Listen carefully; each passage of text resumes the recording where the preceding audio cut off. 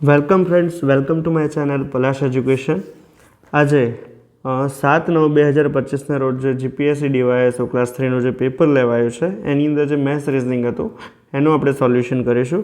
અહીંયા પહેલું એક્ઝામ્પલ છે કે 6 વ્યક્તિઓ મહેશ, નીરવ, ઓમ, પ્રકાશ, કૌશલ અને રવિ વર્તુળમાં કેન્દ્ર તરફ મોં રાખીને પત્તા રમી રહ્યા છે. રવિ મહેશ અને નીરવની વચ્ચે બેઠો છે. તો સૌથી પહેલાં અહીંયા 6 જણા હોય એમાં એવું કીધેલું છે કે જે રવિ છે એ મહેશ અને નીરવની વચ્ચે બેઠો છે, એટલે આ રવિ. તો અહીંયા આ મહેશ અને નીરવ અહીંયા મિત્રો નીરવ જે છે રવિની ડાબે કે જમણે નથી બેઠો એ સ્પષ્ટ નથી, તો આપણે 2 કેસમાં કરવું પડશે, પણ આગળ જોઈએ કઈ રીતના થાય છે. હવે એવું કહે છે કૌશલ જે છે ઓમ અને પ્રકાશની વચ્ચે બેઠો છે. 6 વ્યક્તિ હતા એમાંથી નીરવ, રવિ અને મહેશ આવી ગયો, તો કૌશલ, ઓમ અને પ્રકાશ જ વધ્યા. એમાં આપણને પર્ટિક્યુલર કીધેલું છે કૌશલ જે છે ઓમ અને પ્રકાશની વચ્ચે બેઠો, તો કૌશલ આ બાજુ જ બેઠેલો હોય. હવે ઓમ અને પ્રકાશ નક્કી નથી, તો આગળનું વિધાન જોઈએ કે પ્રકાશ મહેશની તરત જમણી બાજુએ બેઠેલો છે. તો આ મહેશ છે એની તરત જમણી બાજુએ પ્રકાશ અહીં હોય, તો આપણે જે નીરવ અને મહેશની જગ્યા બતાવી છે સાચી જ છે. તો વધ્યો કોણ? તો વધ્યો ઓમ, અહીંયા વધ્યો. અને આપણને પૂછેલું છે કે ઓમની તરત ડાબી બાજુએ કોણ બેઠું છે? આ ઓમ છે એની તરત ડાબી બાજુએ કૌશલ બેઠેલો છે, માટે આપણો જવાબ આવશે સી, કૌશલ. આગળના એક્ઝામ્પલની વાત કરીએ. 177 કે ભરત પોતાની શાળાથી ઉત્તર દિશામાં 10 કિલોમીટર જાય છે. તો સૌથી પહેલાં ડાયરેક્શન બતાવી દઈએ છીએ કે ઉત્તર, દક્ષિણ, પૂર્વ અને પશ્ચિમ. એવું કહેલું છે કે ભરત ઉત્તર દિશામાં આ શાળા હોય તો 10 કિલોમીટર જાય છે અને ડાબી બાજુ વળી જાય છે. હવે ઉત્તર દિશાથી તે ડાબી બાજુ વળી જાય છે તો આ બાજુ 20 કિલોમીટર, અને ફરીથી ડાબી બાજુ, તો ફરીથી ડાબી બાજુ વળીને અહીંયા આવશે 10 કિલોમીટર જાય છે, તો પાછું 10 કિલોમીટર છે. તો આ જગ્યાએ આપણને ઊભેલો રહેવા જોવા મળશે. હવે આપણને એમ પૂછેલું છે કે તેની શાળાથી કેટલો દૂર છે અને કઈ દિશામાં?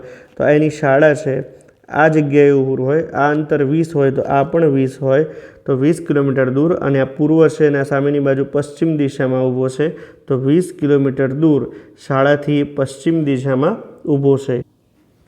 આગળના દાખલાની વાત કરીએ કે અનન્યા સવારે 7 કલાકમાં 20 મિનિટ બાકી હતી ત્યારે તેની કઝિન મીરાને મળવા રેલવે સ્ટેશને જવા ઘરેથી નીકળે છે. 7 કલાકની અંદર 20 મિનિટ બાકી હતી એનો મતલબ શું થાય? તો એ 6 કલાક અને 40 મિનિટે નીકળેલી હશે. હવે તેને સ્ટેશન પહોંચવામાં 25 મિનિટ લાગે છે, તો આની અંદર 25 મિનિટ ઉમેરી દો તો સ્ટેશન પહોંચવામાં એનો સમયગાળો કેટલો થાય? તો કે 7 અને 5 પહોંચી હશે. હવે આગળ એવું કીધેલું કે તેઓ પ્લેટફોર્મ પર ચા પીવામાં અને વાતો કરવામાં 15 મિનિટ બતાવે છે, તો બીજી 15 મિનિટ લઈ લઈએ તો સ્ટેશને શું કહેવાય 7 અને 20નો સમય થઈ જાય છે. અને જો તેઓ 7:55 વાગે તેમના ગંતવ્ય સ્થાને પહોંચે છે, તો અહીંયા 7 અને 55 એમને જે જગ્યાએ જવા જોઈએ ત્યાં પહોંચે છે, તો ટ્રેનને ત્યાં પહોંચવામાં અમુક મિનિટોનો સમય લાગી ગયો હશે, તો તેઓ સ્ટેશન પરથી ટ્રેનમાં કયા સમયે બેઠા હતા? હવે 7:20 સુધી, 6:40 નીકળે અને 7:20 સુધી તો એમણે સમય લાગ્યો સ્ટેશન પહોંચવામાં, અને 15 મિનિટ ચા પીવામાં ગયો, અને ભલે એમના ગંતવ્ય સ્થાને 7:55. આપણને સીધું જ પૂછ્યું છે કે કયા સમયે બેઠા હતા. આન્સર આપેલો જ છે, બીજું કોઈ મગજ દોડાવવાનું નથી. તો જવાબ આવશે 7:20 વાગે સવારે તેઓ ટ્રેનમાં બેઠા હતા.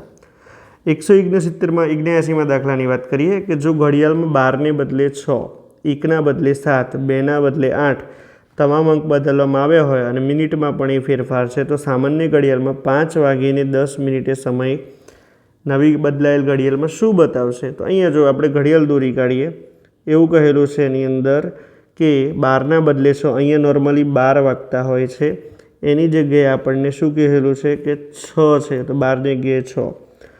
1ના બદલે 7, અહીંયા 1 હોય તો એની જગ્યાએ 7 આપેલા છે, તો એ રીતના 2ના બદલે 8, તો અહીંયા શું આવશે? 9, અહીંયા 10, અહીંયા 11, અને 6 હતા એની જગ્યાએ 12, તો અહીંયા કેટલો આવશે? અહીંયા 1, આ 2, આ 9ની જગ્યાએ 3, અહીંયા 4, આ 5 અને 6 થઈ ગયું. હવે આપણને પૂછેલું છે કે 5 વાગ્યે 10 મિનિટે. એકચ્યુઅલમાં 5 કેટલા વાગે વાગતા હતા? 1 2 3 4 અને 5 આટલા વાગે વાગતા, તો એ 11 વાગેલા હોય. અને 10 મિનિટ કહેલું છે. 10 મિનિટ એકચ્યુઅલમાં કેટલો હોય? 8ની જગ્યાએ મિનિટનો કાંટો અહીંયા હોય અને કલાકનો અહીંયા હોય. તો 10 મિનિટ એટલે અહીંયા શું સમયગાળો છે? 8. તો 8 પંચા કેટલી મિનિટ થાય? તો કે 40 મિનિટ. તો આપણો જવાબ આવશે 11 અને 40.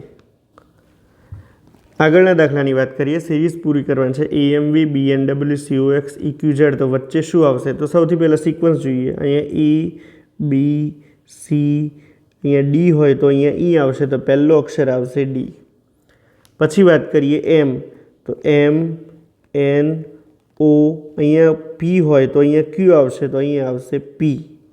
અને પછી વાત કરીએ V W X, અહીંયા Y હોવું જોઈએ તો Y પછી Z આવશે, તો અહીંયા આવશે Y. D P Y માટે ઓપ્શન આપણો B સાચો છે. આગળનું એક્ઝામ્પલ છે કે એક સંશોધન ઇન્ટર્નશીપ કાર્યક્રમમાં દર અઠવાડિયે પસંદ થયેલા ઉમેદવારીની સંખ્યા એક છુપાયેલા તાર્કિક ક્રમમાં આગળ વધી રહી છે. પ્રથમ 5 અઠવાડિયાની પસંદગીઓ ક્રમશઃ 1 2 4 7 અને 11 રહી હોય છે. જો પસંદગીઓમાં આવો જ ગુપ્ત વિકસતા ક્રમનું અનુસરણ થાય તો જણાવો કે 10મા અઠવાડિયે કેટલા ઉમેદવારોની પસંદગી થઈ હશે. તો અહીંયા જો મિત્રો, પહેલા અઠવાડિયે 1 છે, બીજા અઠવાડિયે 2, ત્રીજા અઠવાડિયે 4, ચોથા અઠવાડિયે 7, પાંચમા અઠવાડિયે 11 અને આપણને પૂછ્યું છે કે 10મા અઠવાડિયે. તો 6 7 8 9 અને 10મા અઠવાડિયે કેટલી થાય? તો અહીંયા તમે ધ્યાનથી જોશો, અહીંયા +1 ઉમેરો તો 2 થાય, 2ની અંદર +2 ઉમેરો તો 4 થાય, 4ની અંદર +3 ઉમેરો તો 7 થાય, 7ની અંદર પ્લસ ઉમેરો તો 4 ઉમેરો તો 11 થાય. તો હવે સિરીઝ તમને ખ્યાલ આવી જોઈએ. 11ની અંદર 5 ઉમેરો તો 16 થાય, 16ની અંદર 6 ઉમેરો તો 22 થાય, 22ની અંદર 7 ઉમેરો તો 29 થાય, 29ની અંદર 8 ઉમેરો તો 37 થાય અને 37ની અંદર 9 ઉમેરો તો 46 થાય. માટે આપણો આન્સર આવશે B, કે 46 થાય. 182મો દાખલો છે કે એક છાત્ર 10 કલાકમાં એક પુસ્તક લખી શકે છે. બીજો છાત્ર એ જ પુસ્તક લખવા માટે 15 કલાક લે છે. જો બંને છાત્રો મળીને પુસ્તક લખે તો કેટલા કલાકમાં પુસ્તક લખાઈ જશે? જ્યારે આવો કામ અને મહેનતાળાનો દાખલો એકદમ સિમ્પલ દાખલો છે. એકને 10 કલાક લાગે, બીજાને 15 કલાકમાં લાગે. બંનેને સાથે મળીને 10 + 15 એટલે કેટલા થાય? 25 કલાક લાગે. અહીંયા તો 10 × 15 અને છેદમાં બંનેનો સરવાળો કરવાનો. 10 + 15 તમારો જવાબ આવી જશે. અહીંયા 5 × 5 = 25, 5 × 15, 5 × 2 = 10, તો 3 × 2 = 6 કલાક લાગશે. આ દાખલો તમે લસા લઈને પણ ગણી શકો છો. આગળનો દાખલો છે કે 7 વર્ષ પહેલાં રાધિકા અને તેના પતિ મયંકની ઉંમરનો સરવાળો 8 વર્ષ હતો. 5 વર્ષ પછી તેમના 2 બાળકો અર્પણ અને કૃપાની ઉંમરનો સરવાળો 2 વર્ષ હશે. તો બધાની હાલની ઉંમરનો સરવાળો કેટલો હશે? તો અહીંયા જો મિત્રો, રાધિકા અને તેના પતિ મયંકની ઉંમરનો સરવાળો 7 વર્ષ પહેલાં હતો. હોય 7 વર્ષ પહેલાં, તો હાલમાં કેટલો હોય? તો હાલમાં રાધિકાના 7 વર્ષ અને મયંકના 7 વર્ષ એટલે ટોટલ 14 વર્ષ થાય. તો હાલમાં + 14 વર્ષ થાય. આગળનું વાક્ય છે કે તેમના 2 બાળકો અર્પણ અને કૃપાની ઉંમરનો સરવાળો 5 વર્ષ પછી છે. તો 5 વર્ષ પછીનો સરવાળો 2 આપેલો હોય તો હાલની અંદર કેટલા હોય?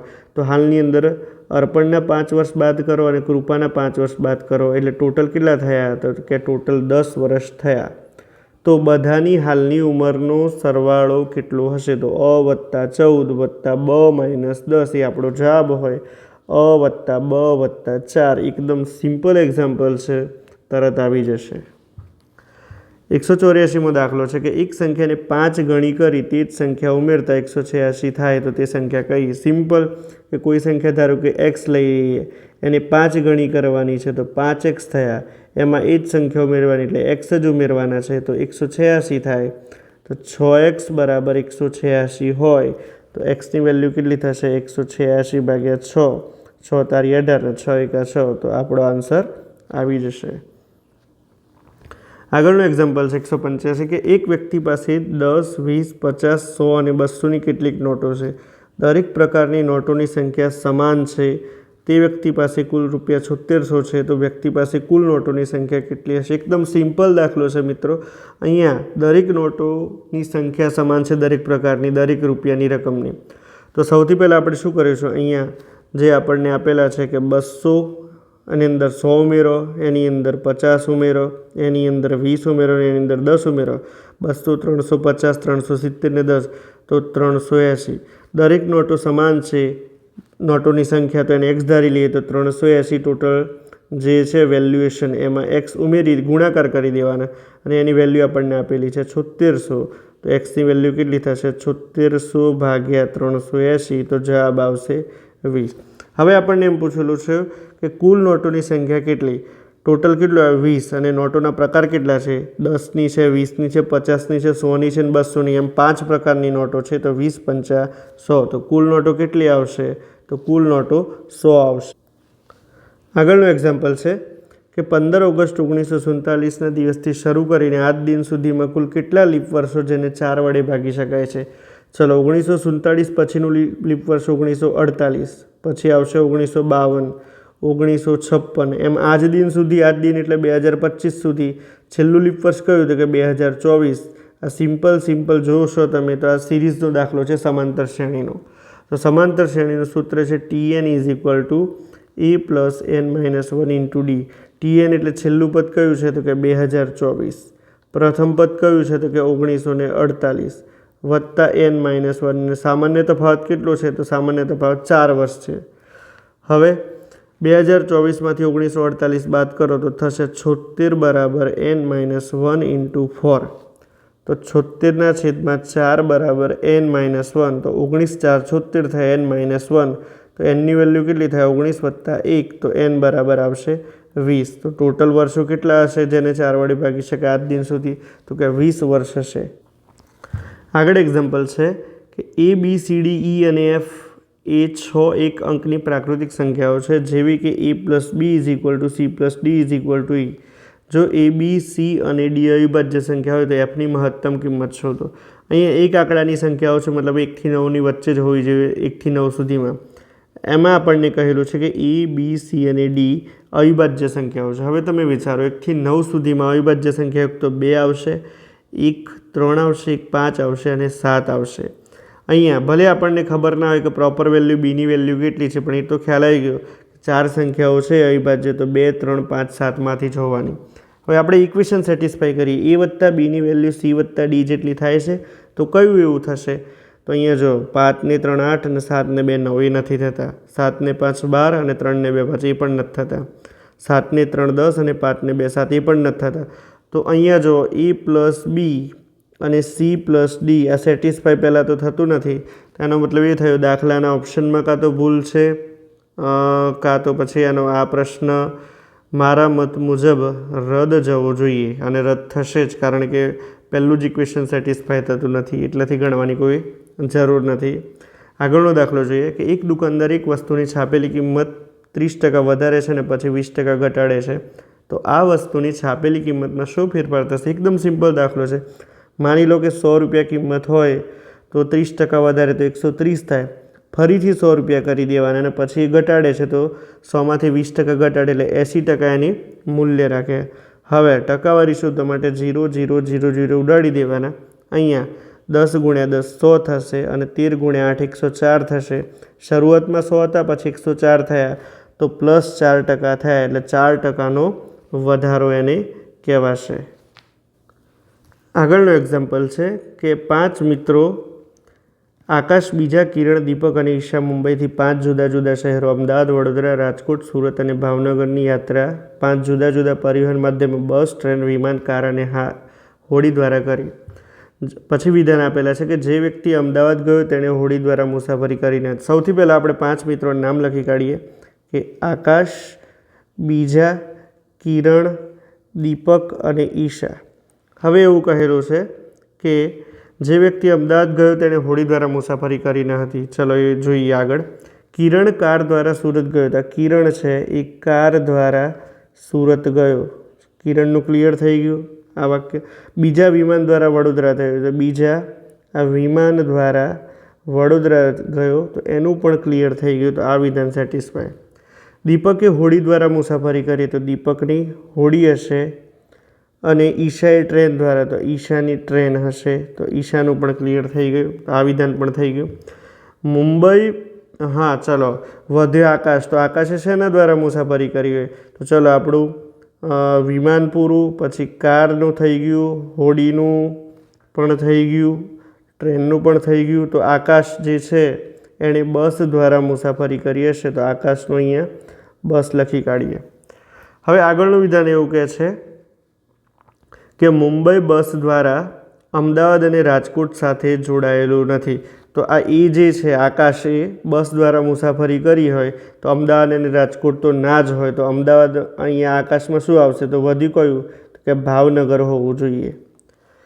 એટલે આ વિધાન પણ પૂરું. હવે પહેલું વાક્ય છે કે જે વ્યક્તિ અમદાવાદ ગયો એણે હોડી દ્વારા મુસાફરી કરી નથી.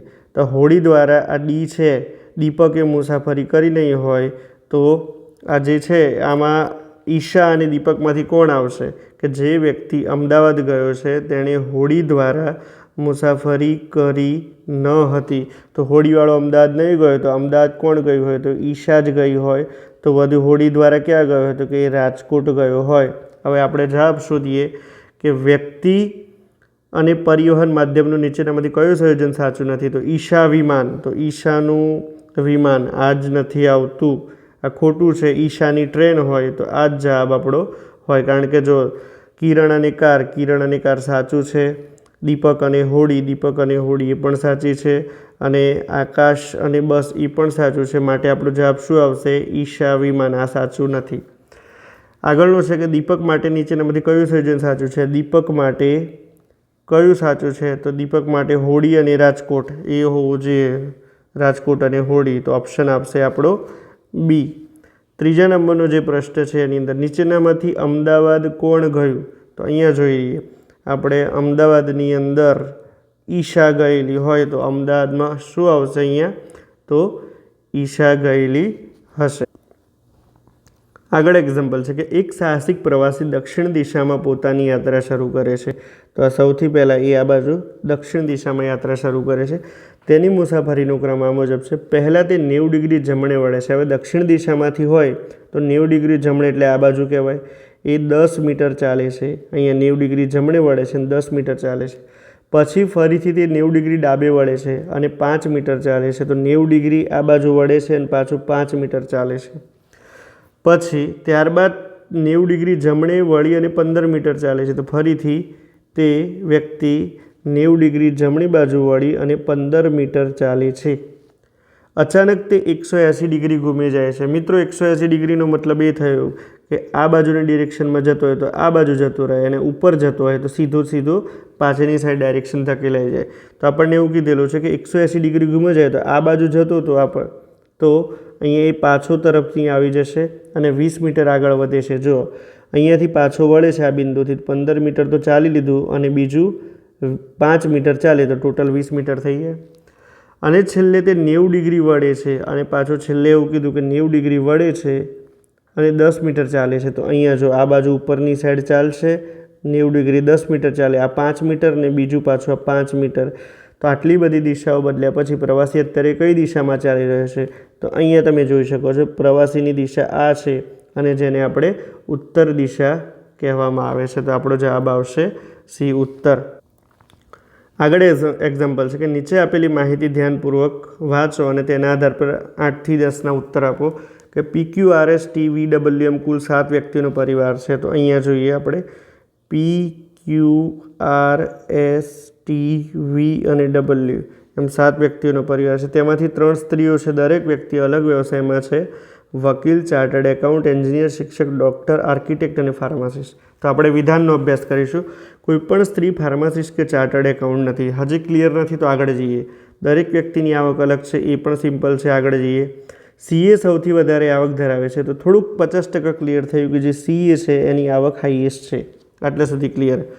હવે આગળ છે ચોથું, S એન્જિનિયરની આવક V ડૉક્ટર કરતાં ઓછી છે. તો એક તો ક્લિયર થઈ ગયું કે S શું હોય? તો કે S એન્જિનિયર હોય અને V ડૉક્ટર હોય. તો આપણને એવું કહેલું છે કે Sની આવક V કરતાં ઓછી છે તો Vની વધારે હોય અને Sની ઓછી હોય. આ ક્લિયર? એટલે આ ચોથા નંબરનું ક્લિયર. 5મા નંબર છે R શિક્ષક. તો પહેલાં તો શિક્ષક લખી કાઢીએ. R શું છે? તો કે R શિક્ષક છે. એની આવક P કરતાં વધુ અને S કરતાં ઓછી છે. તો આરની જે આવક છે પી કરતાં વધુ અને એસ કરતાં ઓછી છે. તો આ રીતના ઇક્વેશન થશે. તો આ ક્લિયર થઈ. ડબલ્યુની પત્ની સૌથી ઓછી આવક ધરાવે છે. તો સૌથી ઓછી આવક ડબલ્યુની પત્ની ધરાવે છે. એ વિધાન હજી સ્પષ્ટ થતું નથી. 7મા નંબરનું છે ટી એક અવિવાહિત સ્ત્રી છે અને તે વકીલ છે. ચલો ટી પહેલાં તો વકીલ અને અવિવાહિત સ્ત્રી છે. તેની આવક ક્યુ કરતાં વધુ અને પી કરતાં ઓછી છે. પી કરતાં ઓછી એટલે આ રીતના અને ક્યુ કરતાં વધુ એટલે ક્યુ સૌથી છેલ્લો હોય. હવે આપણને એવું પહેલું છે આ વાક્ય વિધાન ક્લિયર થઈ ગયું. 8મું છે ફાર્માસિસ્ટની આવક સૌથી ઓછી નથી. તો ક્યુ તો ફાર્માસિસ્ટ ના હોય. હવે 3જા નંબરનું જે વિધાન છે સીએની સૌથી વધારે આવક ધરાવે છે. તો અહીંયા જો V S R P T અને ક્યુ કોણ બાકી રહ્યું? તો ડબલ્યુ બાકી રહ્યો. તો ડબલ્યુ કોણ હોય? સીએ હોય. તો આ સૌથી હાઈએસ્ટમાં હાઈએસ્ટ ડબલ્યુ હોય સીએ. તો આ ચાર્ટર્ડ એકાઉન્ટ થયો. હવે રહી વાત પી અને ક્યુની. તો પી અને ક્યુ કયો વ્યવસાય ધરાવે છે એ આપણે જોઈ લઈએ. અહીંયા 6ઠ્ઠા નંબરનું વિધાન છે કે ડબલ્યુની પત્ની સૌથી ઓછી આવક ધરાવે છે. તો ડબલ્યુની પત્ની સૌથી ઓછી આવક અહીંયા ક્યુ છે. તો આ ડબલ્યુની પત્ની ક્યુ હોય. તો આ લેડીઝ થઈ. તો અહીંયા એવું કીધું કોઈ પણ સ્ત્રી ફાર્માસિસ્ટ કે ચાર્ટર્ડ એકાઉન્ટ નથી. તો ક્યુ ફાર્માસિસ્ટ ના હોય, ચાર્ટર્ડ એકાઉન્ટ ના હોય. તો ફાર્માસિસ્ટ કોણ હોય? તો પી ફાર્માસિસ્ટ હોય. અને હવે એક જ હોદ્દો વધેલો છે ચાર્ટર્ડ એકાઉન્ટનો. તો ક્યુ કોણ હોય? તો કે આર્કિટેક્ટ વધ્યું ને. તો ક્યુ કોણ હશે? તો ક્યુ હશે આર્કિટેક્ટ. અને એના પરથી આપણે જવાબ સોલ્વ કરીએ કે નીચેનામાંથી કોની આવક સૌથી ઓછી છે. તો તમે અહીંયા જોઈ શકો છો ક્યુની આવક સૌથી ઓછામાં ઓછી છે. તો અહીંયા ઓપ્શન આવશે, આપણો જવાબ આવશે ક્યુ. બીજો એક્ઝામ્પલ છે કે પીનો વ્યવસાય શું છે. તો અહીંયા તમે જોઈ શકો છો આ પી જે છે એનો વ્યવસાય શું છે? તો કે ફાર્માસિસ્ટ. તો તમે એ જવાબ પણ આપણે આવી ગયો. અને ત્રીજો છે કેટલા સભ્યો શિક્ષકથી ઓછી આવક ધરાવે છે. તો અહીંયા તમે જુઓ શિક્ષકનો કોણ છે? આર. તો આર કરતાં 3 જણા છે પી ટી અને ક્યુ ઓછી આવક ધરાવે છે. તો અહીંયા આપણો જવાબ આવશે 3 સભ્યો જે છે એ શિક્ષક કરતાં ઓછી આવક ધરાવે છે. આગળના એક્ઝામ્પલની વાત કરીએ કે નીચેના કોષ્ટકમાં પ્રશ્નાર્થની જગ્યાએ શું આવશે. અહીંયા જુઓ તમે 4 તારી 12, 7 છક 42, 6 પંચા 30, 3 દૂની છે એવું કંઈક છે. તો તમે જોઈ શકો છો કે 4માં કેટલા ગુણાકાર કરીએ? તો 4ના 3 ગુણાકાર કરીએ તો 4 તારી 12 થાય. 7માં 6 ગુણાકાર કરીએ તો 42 થાય.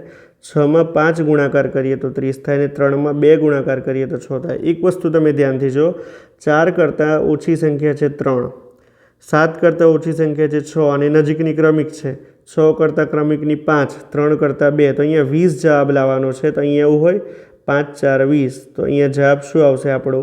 5 માટે ઓપ્શન આવશે સી.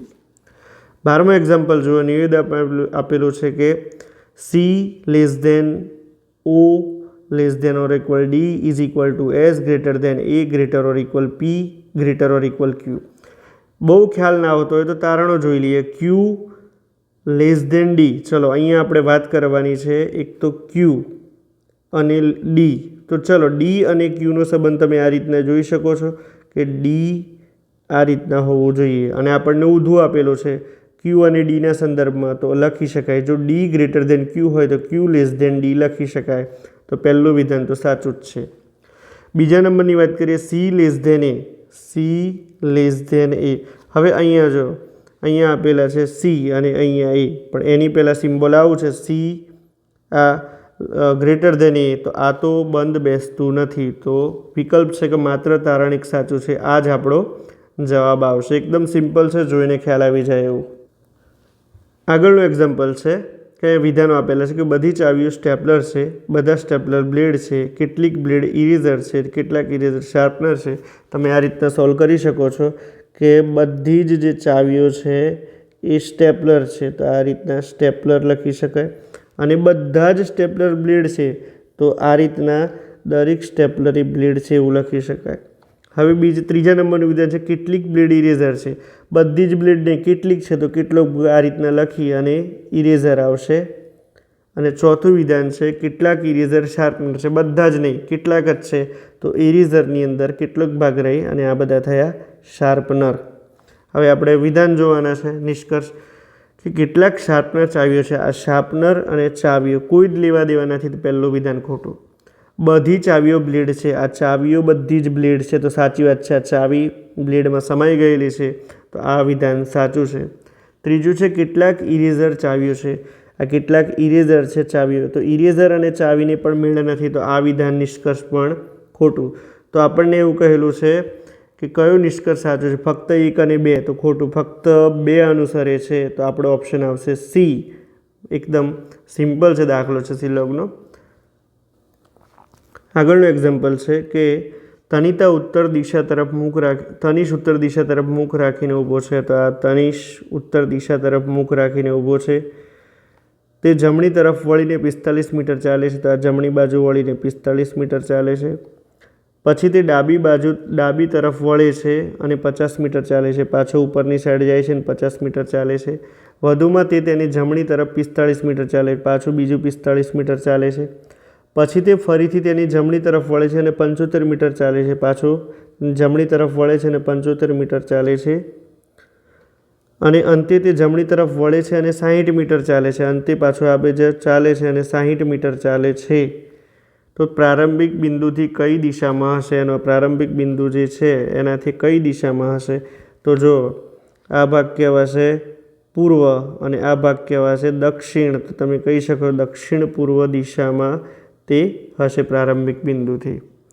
હવે આગળના દાખલાની વાત કરીએ કે કેટલીક ચેનલો એ મોબાઈલ છે અને કેટલાક મોબાઈલ એ કોમ્પ્યુટર છે, કેટલાક કોમ્પ્યુટર સ્ટેશન છે. તો જો કેટલીક જે ચેનલ છે એ મોબાઈલ છે, તો આ મોબાઈલ. કેટલાક મોબાઈલ એ કોમ્પ્યુટર છે, તો કેટલાક મોબાઈલ એ આપણે આ કોમ્પ્યુટર છે. અને કેટલાક કોમ્પ્યુટર સ્ટેશન છે, તો કેટલાક કોમ્પ્યુટર સ્ટેશન છે. આ રીતના એનું અર્થઘટન થાય. હવે કીધેલું કેટલાક તારણો જોઈએ. કેટલાક સ્ટેશન એ ચેનલ છે, તો સ્ટેશન અને ચેનલને લેવા દેવા નથી, આ ખોટું. કેટલાક મોબાઈલ સ્ટેશન છે, આ મોબાઈલ અને સ્ટેશનને લેવા દેવા નથી, આ પણ ખોટું. કેટલાક કોમ્પ્યુટર એ ચેનલ છે, આ કોમ્પ્યુટર છે ને ચેનલ છે, એ પણ લેવા દેવા નથી, આ ખોટું. બધી જ ચેનલ એ સ્ટેશન છે, આ ચેનલ અને સ્ટેશન દૂર દૂર સુધી કોઈ મેળ નથી, એક પણ તારણ સાચું નથી. તો પહેલો ઓપ્શન આવશે એ, એક પણ અનુસરતું નથી. આગળનું એક્ઝામ્પલ છે 6 શિક્ષકો આદિતિ, ભાવના, ચારુ, દિનેશ, ઈશા અને ફૈઝલ અલગ અલગ વિષય શીખવે છે. Philosophy, anthropology, psychology, economics, political science અને એન્વાયરમેન્ટલ સાયન્સ ક્રમમાં હોવું જરૂર નથી અને 4 મહિલા વ્યાખ્યાતાઓ છે. તો પહેલું વિધાન છે કે ભાવના એન્થ્રોપોલોજી શીખવે છે. સૌથી પહેલાં શિક્ષકોને આપણે અહીંયા આદિતિ, ભાવના, ચારુ, દિનેશ, ઈશા અને ફૈઝલ. હવે શું કહેલું છે કે ભાવના એન્થ્રોપોલોજી શીખવે છે, તો ભાવનાનો સબ્જેક્ટ છે એન્થ્રોપોલોજી. ચાલો આ ક્લિયર થઈ ગયું. કોઈપણ મહિલા વ્યાખ્યાતા ઇકોનોમિક્સ કે એન્વાયરમેન્ટલ સાયન્સ શીખવતી નથી. અદિતિ જે ફિલોસોફી શીખવે છે સૌથી વૃદ્ધ છે, તો અદિતિનો સબ્જેક્ટ છે ફિલોસોફી. અને ઉંમરની વાત કરીએ તો અદિતિ સૌથી વયોવૃદ્ધ છે, તો આ રીતના લખી કાઢીએ. તો આ ક્લિયર થઈ ગયું. ચારુ પોલિટિકલ સાયન્સ શીખવે છે, તો ચારુનો સબ્જેક્ટ થયો પોલિટિકલ સાયન્સ. અને ફૈઝલ કરતાં મોટી છે, તો આવું લખી શકે ચારુ એ ફૈઝલ કરતાં મોટી છે. હવે આગળ આ ક્લિયર થઈ ગયું. સૌથી નાની વયનો વ્યાખ્યાતા એન્વાયરમેન્ટલ સાયન્સ શીખવે છે અને ઈશા સૌથી નાની નથી. ચલો એ જોઈએ. એના પહેલાં છે દિનેશ ઇકોનોમિક્સ શીખવે છે, તો આ દિનેશનો સબ્જેક્ટ થયો ઇકોનોમિક્સ. અને ચારુ કરતાં મોટો છે, તો દિનેશ એ ચારુ કરતાં મોટો છે, આ રીતના લખી શકાય. પણ ભાવના અને ઈશા કરતાં નાનો છે. હવે જો ભાવના અને ઈશામાં કોણ નાનું છે એ ક્લિયર નથી, તો અહીંયા લખી કાઢો છો ભાવના અને ઈશા BE પણ is greater than Dinesh, Dinesh greater than Charu, Charu greater than Faisal. આ ક્રમ આપણો થઈ ગયો ઉંમરનો. હવે એવું કહેલું છે કે સૌથી નાની વયનો વ્યાખ્યાતા એન્વાયરમેન્ટલ શીખવે છે અને ઈશા સૌથી નાની નથી. ઈશા નાની નહીં હોય તો સૌથી નાનું કોણ છે? ફૈઝલ છે. તો ફૈઝલનો સબ્જેક્ટ કયો હશે? તો કે એન્વાયરમેન્ટ સાયન્સ. તો અને ઈશા, તો ઈશાનો કયો સબ્જેક્ટ વધ્યો? હવે એક જ સબ્જેક્ટ વધ્યો છે સાયકોલોજી, જે ઈશાનો સબ્જેક્ટ હોય. હવે આપણે જવાબ જોઈશું. સૌથી નાનું વયનું શિક્ષક કોણ છે? તો સૌથી નાની વયનો ફૈઝલ છે, તો અહીંયા આવશે ફૈઝલ. આગળનો જે પ્રશ્ન છે કે ઈશા કયો વિષય શીખવે છે? તો અહીંયા તમે જોઈ શકો છો ઈશા છે એનો સબ્જેક્ટનું નામ છે સાયકોલોજી, તો ઈશાનો જવાબ આવશે સાયકોલોજી. અને 24મો છે ઉંમર મુજબ ફૈઝલથી એક ક્રમ ઉપર મોટા શિક્ષક કોણ છે? તો આ ઉંમરનો સિક્વન્સ છે. ફૈઝલથી એક ક્રમ મોટા છે સી, એટલે સી ફોર ચારુ. તો ફૈઝલથી એક ક્રમ મોટા શિક્ષક છે જેમનું નામ છે ચારુ. આગળનું જે એક્ઝામ્પલ છે કે જો FIRM ફર્મ શબ્દને 2746 તરીકે કોડ કરવામાં આવ્યો હોય અને બોન્ડ શબ્દને 1638 તરીકે કોડ કરવામાં આવ્યો તો DRIBને, તો એકદમ સિમ્પલ છે, કંઈ લખવાની પણ જરૂર નથી. DRIB અહીંયા જુઓ તો અહીંયા ડી શબ્દ માટે 8 છે તો 8 લખ્યા, પછી આર શબ્દ માટે 4 છે તો 4 લખાય, પછી અહીંયા જો આઈ શબ્દ માટે 7 છે તો અહીંયા 7 લખ્યા, અને બી શબ્દ માટે 1 છે તો 1 લખ્યા. આપણો જવાબ આવશે 8471, ઓપ્શન એ.